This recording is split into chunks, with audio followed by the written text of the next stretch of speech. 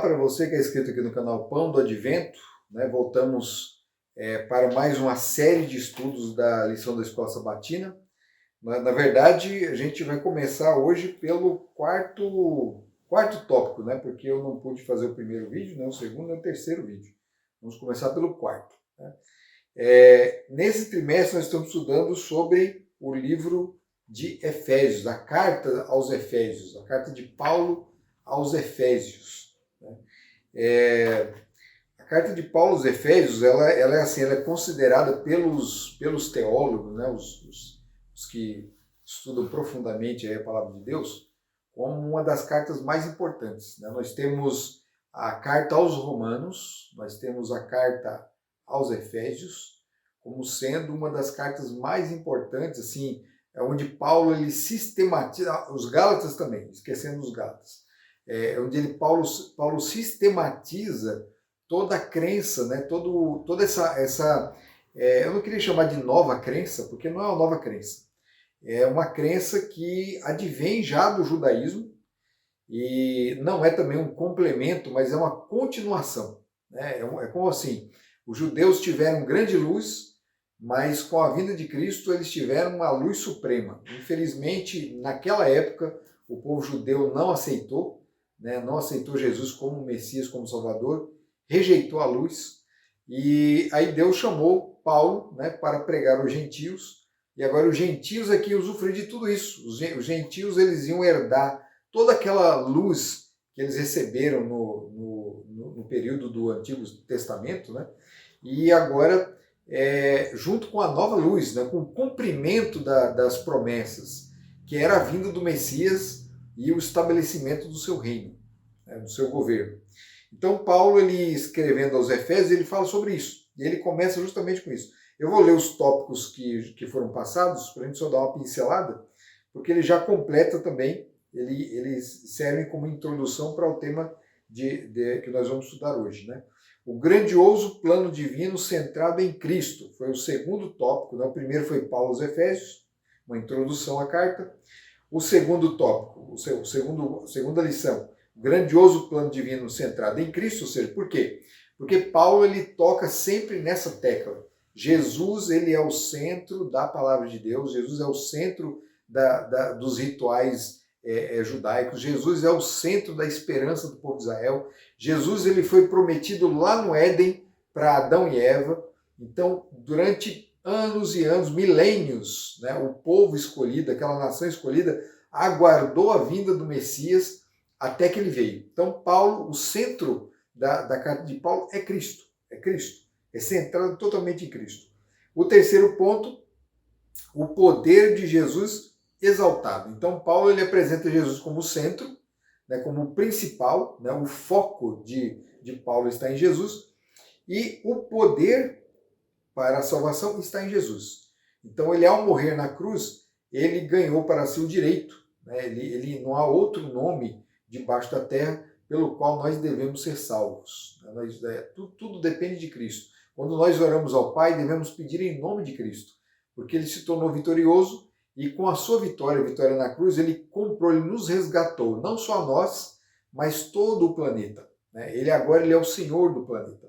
Quando o ser humano caiu, quando o homem caiu, Adão e Eva foram colocados aqui na Terra para serem os governantes. Eles iam ser rei e rainha, né, de todo o planeta. Infelizmente, por causa da queda, eles passaram o poder para outra pessoa. Essa outra pessoa foi o inimigo, o próprio inimigo que os tentou. Ou seja, ele usurpou o poder, o domínio que pertencia a Adão e Eva. Com a morte de Cristo na cruz, esse poder sai das mãos do inimigo e agora fica na mão do Filho de Deus. Né? Quando a gente estuda lá o livro de Apocalipse, capítulo 5, nós encontramos Jesus se apropriando, ele podendo abrir os selos do livro, o livro que estava selado. E aquele livro é justamente o documento de posse da terra. Jesus ele sobe e ele é o único que pode pegar o livro, é o único que pode tomar posse de tudo. Então Paulo ele nos apresenta Jesus dessa forma, Jesus como o poder de Jesus exaltado. O quarto ponto, que é o que nós vamos falar agora, é como Deus nos resgata.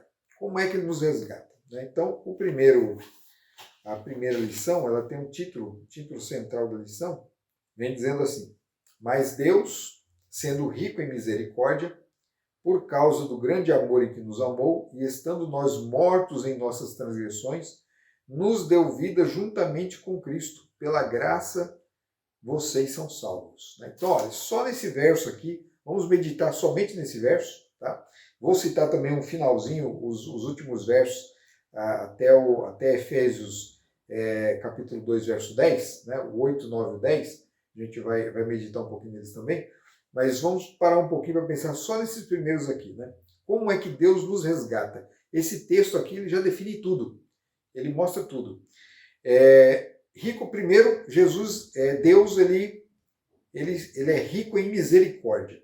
Né? Lá no livro de, se eu não me engano, Deuteronômio, Deus ele fala para Moisés, ele declara o seguinte: olha, eu salvo a quem eu quero, eu tenho misericórdia de quem eu quero. Então, o primeiro ponto que nós temos que entender: nós somos salvos pela misericórdia de Deus porque Ele quer. Nós não fizemos nada por merecer, nós não somos merecedores. Na verdade, Deus poderia deixar que nós todos fôssemos destruídos, ou Ele nos destruísse. Ele poderia nos destruir e recriar. E Ele criar uma nova terra com novos seres humanos, um novo Adão, uma nova Eva. Ele poderia fazer tudo de novo, do zero. Mas não. Ele, por sua misericórdia, pelo seu grande amor, Ele vem e nos resgata. Então, a primeira coisa que nós devemos entender, né, a forma como nós somos resgatados, pela misericórdia de Deus. Por causa do grande amor com que nos amou. Olha o que Paulo fala. O grande amor que nos amou. Esse é o motivo.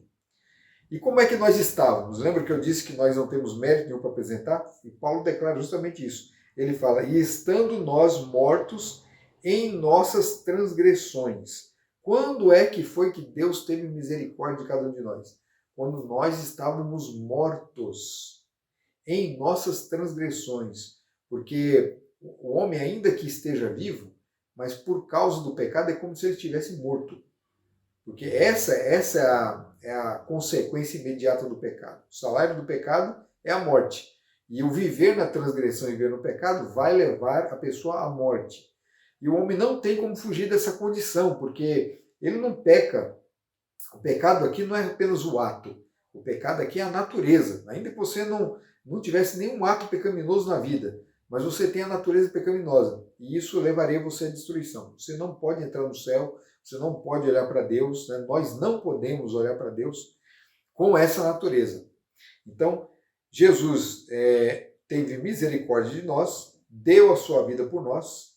Né? O Pai amou o mundo que deu a ponto de dar o seu único filho em resgate, né, por nós. O Pai, ele amou tanto o homem que ele chegou ao ponto de dar o seu próprio filho, o seu filho unigênito, para que nós fôssemos resgatados, né? Enquanto nós ainda éramos mortos em nossas transgressões. Ou seja, enquanto nós éramos transgressores, nós éramos inimigos de Deus, Ele deu a vida. Né? E o texto termina: nos deu vida juntamente com Cristo. Pela graça, vocês são salvos. Essa parte final é bem interessante, porque ela diz assim, ó, nos deu vida juntamente com Cristo. Tá? O texto não está dizendo assim que que nos foi dado vida por meio de Cristo. Nos foi dado vida juntamente com Cristo. É lógico que também é por meio de Cristo. Mas o foco aqui do texto não é esse. O texto está dizendo o seguinte, que nós recebemos vida porque o Filho recebeu vida. Lembrem que o Filho morreu na cruz e ele foi ressuscitado no terceiro dia. Então ele recebeu vida do Pai. Recebeu vida do Espírito. E é interessante que uma outra passagem fala que ele deu vida a si mesmo. Porque em Jesus há vida própria, vida não emprestada. E ele trabalha na sua própria ressurreição, assim como o Espírito Santo e o Pai. Então ele recebe vida e por causa dessa vida que ele recebeu, né, como se fosse uma herança, uma recompensa, nós também recebemos juntamente com ele. Então tudo aquilo que nós ganhamos no plano da redenção, nós ganhamos por sermos co-herdeiros. Jesus é o herdeiro de tudo e nós somos co-herdeiros. Então tudo aquilo que ele recebe do Pai, todos aqueles que aceitarem o Filho como Salvador pessoal, receberão também, né? A recompensa é para o Filho e para os salvos, aqueles que aceitaram o Filho. Os versos finais do capítulo... os versos finais não.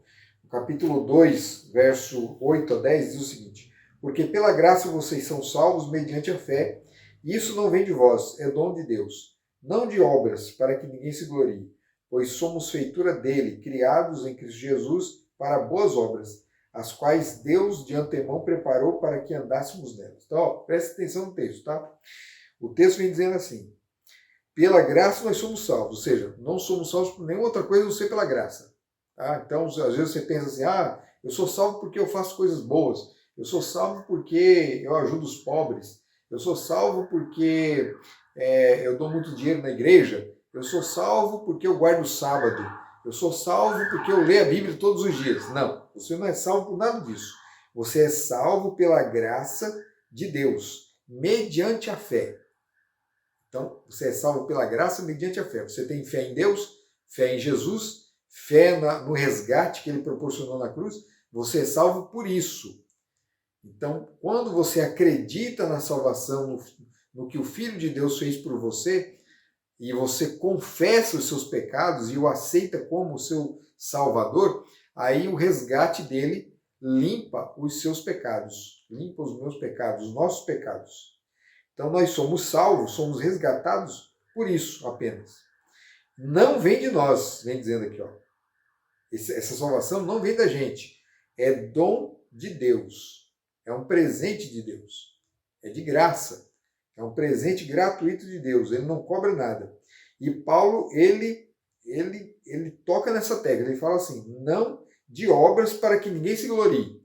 Então, se o homem fosse salvo pelas suas obras, ele teria até motivo para se gloriar, mas nós não temos, tá? Nós não temos motivos nenhum. Nossas obras, segundo o profeta Isaías chama nossas obras, nossa justiça, como trapo, ele considera como trapos de imundícia. Não vale nada, não tem valor nenhum para Deus. Na verdade, é repugnante para Deus. O fato de chamar de trapo de imundícia é porque Deus tem repugnância da nossa própria justiça. Então, os nossos méritos, nossas obras, eu estou falando das boas obras, tá? Eu não estou falando das obras, de qualquer obra, não. As boas obras, se elas não são feitas em Cristo, se elas não são feitas em Jesus, se elas não são resultado da minha comunhão com Jesus, para Deus, até essa boa obra é trapo de imundícia. Então, nós não temos nada com que nos gloriar. Aí vem aquela questão, então se eu sou salvo pelas obras, quer dizer, se eu sou salvo pela fé e pela graça, e não pelas obras, então não preciso de obras. Esse é o pensamento que infelizmente vem na mente de todo mundo que lê o texto. Mas é só continuar lendo o capítulo. Olha o que Paulo fala.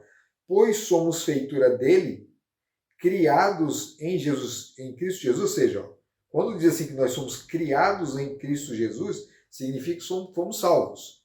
Esse criados aqui, havia um velho homem, o homem pecaminoso, o homem mau, o homem ímpio, e agora ele aceita Jesus e ele é criado de novo. Então ele foi salvo. Primeiro foi salvo pela graça. Para quê? Para que ele é criado de novo? Aí o texto continua. Para boas obras. Então veja que as obras lá, elas não salvam o homem. Mas a partir do momento que você é criado por Jesus, você aceita a salvação e você é salvo, você opera boas obras. As obras vêm como consequência. Então as obras não são o meio de salvação, mas elas são a consequência da salvação, as quais Deus de antemão preparou para que andássemos nelas. Então Deus de antemão nos preparou essas boas obras, né? Então, para ninguém pensar que é qualquer boa obra. Porque alguém pode falar assim, o que é boa obra? É ajudar o próximo, né? É ir para a igreja, né? As boas obras não é. Isso é boa obra também, mas não é só isso. As boas obras que de antemão Deus preparou é a sua lei, tá? Tá lá, é a Torá. Você pega lá os 5 primeiros dias de Moisés, é aquilo ali. Tá? Você não foi chamado e foi resgatado por Jesus para viver a vida de qualquer jeito ou a fazer o certo que você acha que é certo. Você foi chamado para uma nova vida, para fazer aquilo que Deus de antemão preparou como boa obra. Aquilo que Deus preparou, não você. Tá? Então, a justiça que nós devemos viver é a justiça do céu, não a justiça dos homens. As obras têm que ser as obras dos céus, não as obras dos homens. A vontade do céu, não a vontade dos homens. Lembra da oração do Pai Nosso? O Pai Nosso fala assim: seja feita a tua vontade aqui na terra, do mesmo jeito como ela é feita no céu. Então, é a vontade de Deus que tem que ser feita. Tá? Então, em resumo da carta desse capítulo da carta de Paulo, é isso aí. Que o Senhor abençoe você nos seus estudos, continue estudando, se aprofundando no livro de Efésios, porque ele é maravilhoso na sua estrutura, na forma como Paulo ele sistematizou a doutrina cristã. Paulo ele é aquele que sistematiza a doutrina. Tá? Deus abençoe você, até o próximo vídeo, tchau.